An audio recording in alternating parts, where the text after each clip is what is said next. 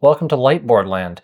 So getting yourself into the mindset to do this continuity stuff, to do risk management, here's an easy exercise that we do with basically every client. It really gets them in this headspace, and I found it to be really valuable for people in general. So pretty simple. You start off by writing down the 5 different pillars or parts of emergency management or disaster risk reduction. So for a reminder, we've got prevention, mitigation, preparedness, response, and recovery.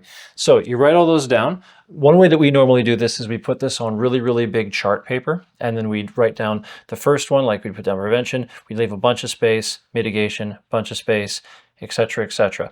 Now, what you're going to do is pick any hazard you want. Pick anything that could conceivably happen.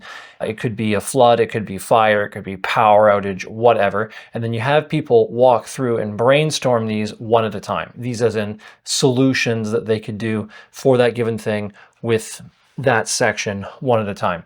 By doing this, it kind of gets those creative juices flowing and it gets them thinking in this sort of headspace. So for example, if we were to do, and actually if you wanted to pause the video now and kind of pick a hazard and run through this and see how far you can get without me guiding you through it, that might be a decent idea. If not, I'll just keep going.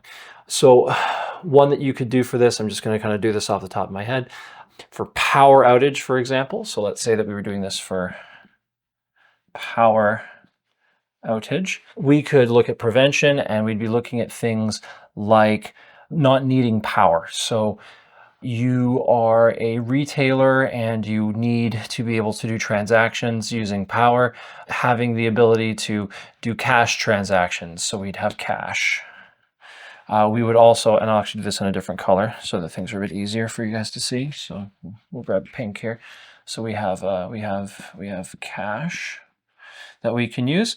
In addition to cash, we might have the credit card imprinting. So there's like an older machine where instead of taking a credit card transactions, you can take an imprint of the card and then you can write down the amount and you can, hello? What is that? Now, as we can see, I'm speaking about power outages and now magically a power outage has occurred and I'm now in the dark. So in the dark while doing this, and maybe our power will come back on soon, one of the things that we can consider in the dark of this magical power outage is I still have audio and I'm still able to record. So this setup for talking to you is not dependent on power in my house. There's battery backups. Now, unfortunately, my lights don't have battery backups, so this has now become an audio podcast while I'm in front of a light board trying to show you something. For that reason, we could say that prevention of power outage for this exact setup is not exactly perfect because it's designed with a light board in mind. I'm trying to show you guys things on a light board. So for that note, we're going to go magically fix the power outage problem and magically just return with the lights back on. And we're back. I've extended the lines a bit because we're going to be filling in boxes here. So cash for prevention, battery backup or some sort of alternate power source, useful for mitigation. So we've got battery or alternate power. This is not going to be full prevention in this case because with the battery, the alternate power source, it can't go forever and it might not give you the same power level that you would always have with your standard power source. Now, if you had your own independent secondary power line, so you had your main power from the grid, and then you have, if you were like, if you had a built-in power plant to your business, which a few businesses actually have, they have a separate power generation system. You could actually have that in prevention, but for the sake of argument, we'll say that's not a thing. Preparedness, we could come up with training. So power outage drill. We could have analog day. So you could have days where people just don't use power, you know, an hour a year or something. So we could have no power day. something to help with people getting frightened by or startled by the power outage, that sort of idea. For response, what sort of things can we do for power outage with response? We could really apply some of this stuff. So we could have well, this is the same kind of thing. So I'll split this. So this is also cash. And this could be like credit card imprinting. But this, so like prevention would be going completely cashless. So having not cashless, cash only. That's wrong. Okay, so that would be going to cash only.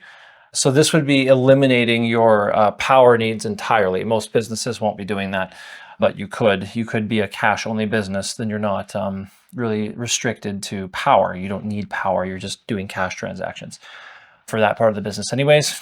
Recovery, we have insurance. We have assume the loss.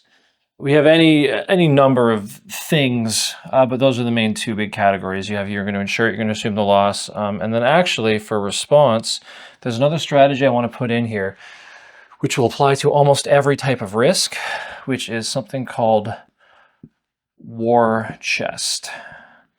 A war chest is a strategy where you basically keep a whole bunch of money in an emergency fund ready to go to be used for whatever happens. So you have this war chest, this resource left available in case you have to go to battle against a flood or something.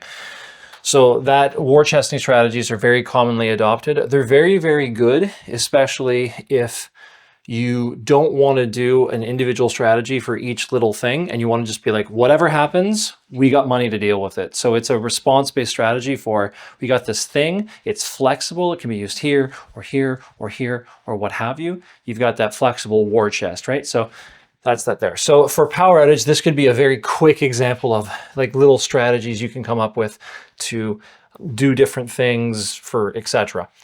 Yeah, I want to mitigate my power outage. I put in battery backups. I put in a generator. I want to prepare for it. I make sure that people have spent a few days in the business or in the house or whatever, experiencing no power so that they don't just lose their mind when it happens, etc., etc. You could take the same thing and apply it to fire. Same thing, apply it to flooding. Same thing, apply it to windstorms, tornadoes. Same thing, apply it to active shooters. Doesn't really matter.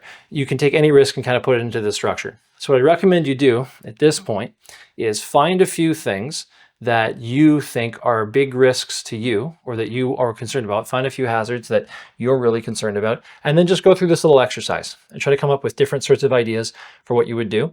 Later on in continuity, you would end up costing out what these would be, and looking at how likely they would be to actually have an effect. But the first brainstorming idea is really good because the more stuff you have to look through, the more things you get to basically eliminate, and the more confident you become in your decision later because you had a bigger plethora of things to choose from, basically. So that's the first little thing we're going to do. Now, we're going to walk into chapter 2 of the book, which is designing the program, doing program design.